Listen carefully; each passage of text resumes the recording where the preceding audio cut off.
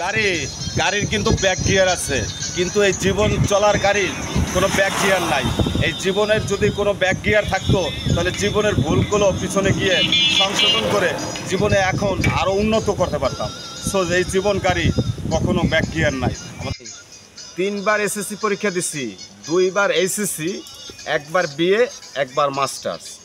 এর মধ্যে ইন্টারমিডিয়েটে এইচএসসিতে বাংলায় ফেল করছি, তবে কোনো দিন নকল করি নাই।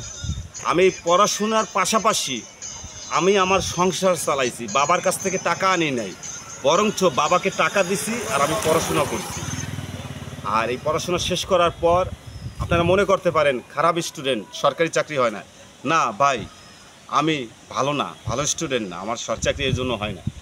কষ্টে গান আছে মনে, কে বলে আমি ভালো না, কে বলে আমি ভালো না। জীবনে একসাথে পড়াশোনা করছি, কিছু বন্ধু বান্ধব চায়ের দোকান দিছে, মুরগির ফার্ম দিছে, কৃষিকাজ করছে, তারা কিন্তু আমাদের থেকে অনেক ভালো আছে। যে বন্ধুবান্ধব চায়ের দোকান দিচ্ছে এই 16-17 বছরে, তারা এখন তাদের বাজারে বড় মুদির দোকান। আর আমাদের মতন মাস্টার্স ক্লাস এসা তাদের কাছে যাইয়া চা আইনা দেয় এবং তাদেরকে স্যার বলে। আমি যেরকম বলতে আছি তাদের কাছে স্যার বলতে আছে। তো এই পড়াশোনা কইরা আমার কি হলো?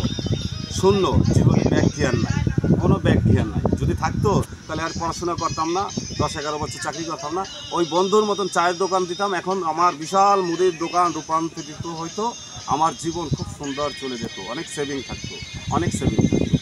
ব্যাক গিয়ারের যাওয়ার নাই এবং সেভিংও নাই, টাকা পয়সাও নাই। 16 বছর লাগছে, 13-14 বছর লাগছে পড়াশোনা করতে, আর 10-11 বছর কোম্পানির চাকরিতে, সেভিং নাই, ব্যাক গিয়ারও নাই। যদি থাকতো তাহলে চলে যেতে পারতাম।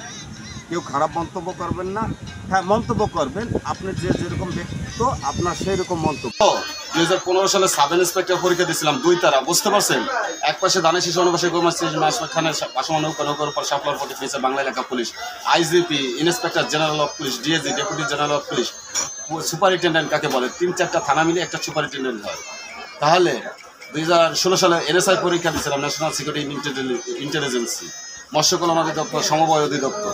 খারাপ স্টুডেন্ট তো পাই নাই, দুঃখের বিষয়। তবু দুঃখ নাই, 11 বছর আরে ফেলে আসি, এখন সেই কাজ করতেছি। এই দেখেন মার্চেন্ডাইজিং করতেছি। আর এই কোম্পানি থেকে আমি 2টা জিনিস পাইছি। একটা হলো সামাজিক মর্যাদা, যা গ্রামের প্রত্যন্ত গ্রাম অঞ্চলের একজন লোক থেকে আপার লেভেল পর্যন্ত এরা আরএফএল কোম্পানিকে চেনে, এটা হলো সামাজিক মর্যাদা। আরেকটা হলো মাসের 1 তারিখ দিয়ে কমিশন সহ সব কিছু ঢুকে যাচ্ছে। এই দেখ, কমিশন সহ মাসের 1 তারিখে আমাদের স্যালারি দিয়ে দিচ্ছে। আমার কর্ম আমার ধর্ম, আমার কোম্পানিকে আমি স্যালুট জানাচ্ছি। ধন্যবাদ।